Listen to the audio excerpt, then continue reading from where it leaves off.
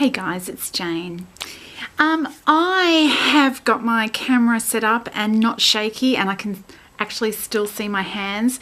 So I thought I'd have a go at filming my Vidcon reflections video. Now, Vidcon came to Australia weekend before last. First time in our neck of the woods.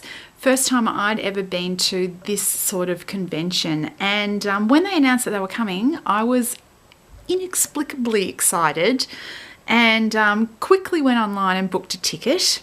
As the event drew closer, however, I started feeling quite panicky for lots of reasons. I've seen a million videos of people gushing over what a great time they had at Vidcon, but in none of them had it ever actually sort of been pinned down what precisely was so exciting about it. And so as it drew near, I wasn't really sure what I should be looking forward to. The other thing is, of course, I'm old. And so I knew that I was going to have a different perspective on it to lots of the other attendees. So I am making this video firstly just to tell people who were interested, who knew that I was going, a bit about what it was like, but also as a sort of document for other people who in the future maybe are thinking about attending a VidCon, what actually happened, and yeah, some maybe tips for people who are thinking of attending. So, highlights. The absolute highlight for me of VidCon was meeting in real life people that I had previously connected with online.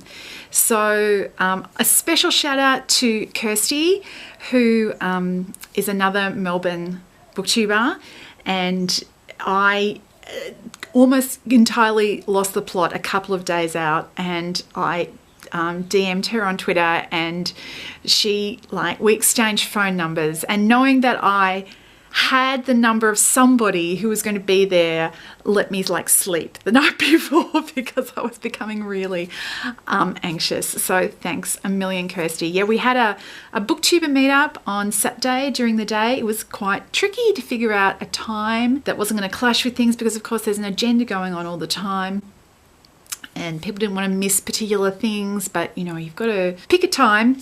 And there were 5 of us got together, all Australian booktubers, 3 from Melbourne, 1 from Sydney, 1 from Brisbane. That was really fun. It was just nice to get together and talk, and because it was a small group, I think actually that was extra good for me, because with 5 people, you can all just you can be part of the same conversation, whereas many more than that, and you know, you can't have everybody listening to everybody else. It's it breaks down into little kind of sub groups. And yes, so I had a really lovely time at the meetup, and thank you for everybody else who came.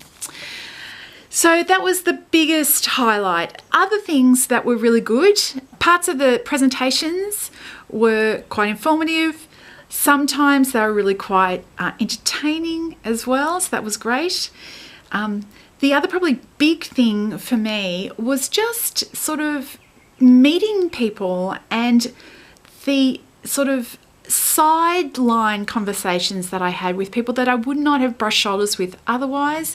Often these were conversations with complete strangers that I had just while I was in the process of waiting for something else to happen. And some of those were really some of the most useful conversations that I had. So just being in a space where everybody else there was there who had some similar interests, and yeah, being able to kind of start conversations with people and finding out things about what they did, and then getting a different perspective on the whole YouTubing thing from other people. So it was great. Also, personally, for me, just having sort of a weekend away from my normal life was very pleasing. On Sunday morning, I left home early, and before actually going to VidCon, I took myself into the city, which is the conference was quite close to the city. I took myself right into the city to one of my favourite sort of cafe places, and just by myself, sat very quietly and had a very lovely breakfast and enjoyed that immensely before I headed off to Vidcon. So they were some of my highlights. A bit of a holiday, meeting people, some of the stuff from the stage, and also, yeah, just like being in that environment.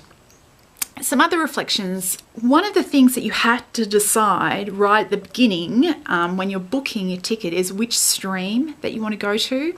So I chose the creator stream, which is a little bit more expensive than the general entry community tickets. And for me, that was completely worth it. It wasn't for the early bird pricing. I think it was only a $50 difference between the community tickets and the creator tickets, and that was absolutely worth $50 of value to me. The creator section of the conference was it wasn't entirely free of children, because there are actually YouTubers who are children, and there are YouTubers who are children who make money, and so they have money to spend on high-level passes.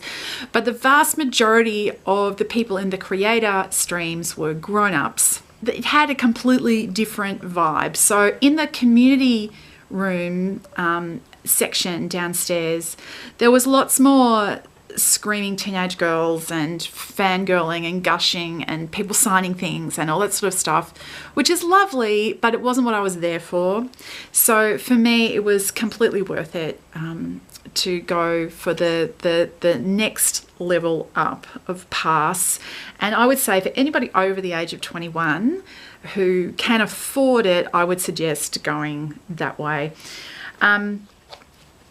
Another reflection, the Melbourne, this is probably just to only relevant to a Vidcon Australia. The Melbourne Convention Centre, Convention and Exhibition Centre, where the conference was held, is a disaster. Which, shouldn't surprise me. I had been to things, it's relatively new. It was only built like, 15 years ago. It's not like an ancient building. And I'd been to it once or twice, for different things before this, but I'd never actually been to a convention there. And it's a terrible space. It's almost impossible to find your way around. There's all these uninformative signs. It's enormous. Things are kind of from one end to the other. All the maps, it's all terribly architect designed, so it's not like just rectangles. It's, things are kind of around sort of angles and up and yeah, it was a very difficult space to actually find your way around, and especially because it's so spread out. Quite often I would have half an hour between one thing finishing and another thing starting, and I was in one corner, I needed to get to the other corner, but if I wanted to get something to eat or something in between, I'd have to go to a third place, and it was all terribly spread out. And a number of times I found myself saying, well, I can either get a drink or I can go to the toilet in this half an hour break, but I can't do both, just because the whole, place. So for anybody from the Melbourne Convention and Exhibition Centre who's watching, you need to pay some pathfinding engineers to do some retrofitting and to draw some better maps. And basically, I was a little bit embarrassed as a Melbourne local that this is the best that we could do, quite frankly. But that's enough of that. Another thing that you have to sort of decide before you arrive is what events you're hoping to get to, what you're actually going to do, because there's a program that's running, and at most times there's at least 2 things going on, and then there are other things that run the whole weekend that you can kind of slot in around gaps. I found the descriptions in the program book, here, I found the descriptions pretty unhelpful. Lots of them were very, very generic. I found it quite difficult to work out what I wanted, what would be interesting to see. And a couple of things that I made an effort to go to, I found were a little disappointing. Especially some of the kind of big shows in the big rooms that had lots and lots of different speakers. It was just, it felt like pretty amateurish production, actually. Like lots of, somebody would come on and they would do 5 minutes, and then you'd have the comic people who'd come on to do the connection, and it was just like one thing after another, and nobody really having time to say anything particularly substantial, and a lot of it felt like people hadn't really prepared. So the smaller sessions where they were just like an individual person or a panel of 3 or 4 people who were there doing it the whole time, in my experience, that was more satisfying. So if and when it comes to Australia again and I go, it might be next year, I'm not really sure. I think I'll be choosing to miss out on some of the big keynote things, because I just didn't find I was disappointed by the keynote-y type stuff, much more so than the kind of panels and stuff. The exhibition hall, I thought, was a really underutilized opportunity. There was thousands of people in there almost the entire weekend, hanging around looking for something to do or queuing up for something. And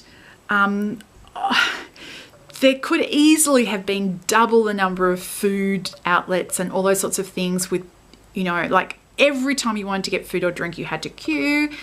And there were even like activities and things in there didn't seem to me to be all that engaging, that people were prepared to queue for, because there wasn't that much else going on. The exhibition hall is kind of like the sideshow alley sort of thing. And I guess it may have been a matter of, it's the first time it was in Australia, and so it might have been, businesses may not have been all that excited to get on board because they didn't really know what they were getting into. But if Vidcon can't sell more, businesses on coming along next year, I would be very, very surprised. Literally there were thousands of people standing around waiting to spend money, and there was nobody to take their money. You don't normally find that in life. So my overall impression of VidCon is that it is an interesting sort of object that is actually trying to be more than one thing at the same time. In a way, I guess that's kind of like YouTube itself. There's all these different interconnecting sort of modes. YouTube is a business. There are YouTubers for whom it is their profession. There are lots of aspiring YouTubers who are hoping to get famous and make dollar bills. But there are also other people who are there who are using it in a completely different way. VidCon, I felt, in some ways suffered from the fact that it was a number of different conferences really happening in the same space at the same time. So as I mentioned earlier, we had crowds of screaming, fangirls running around after YouTubers, and in limited doses, that's actually kind of cute, but it is kind of off-putting if you're trying to have a meaningful conversation with somebody anywhere in the same sort of like oral range. For me, in the creator track, you had to go out of your way to make sideways peer connections, which I was a little disappointed by. It didn't feel to me like there wasn't much space allowed for people to make peer-wise connections. There's lots of sort of industry-based sort of stuff, and there was a business seminar that I ended up in for one reason or another. The person from the front is all saying, you're all business people, all you creators in this audience, you're all business people, you're all international business people, and that's how you should be thinking of yourself. And I'm like, well, for somebody who sees their connection with online video as being a business, fine, but like that seemed to be the single message that was coming out, as if all the other people that use it for other purposes are kind of like not as important, or at least not as, yeah, they're not going to get onto the stage, basically.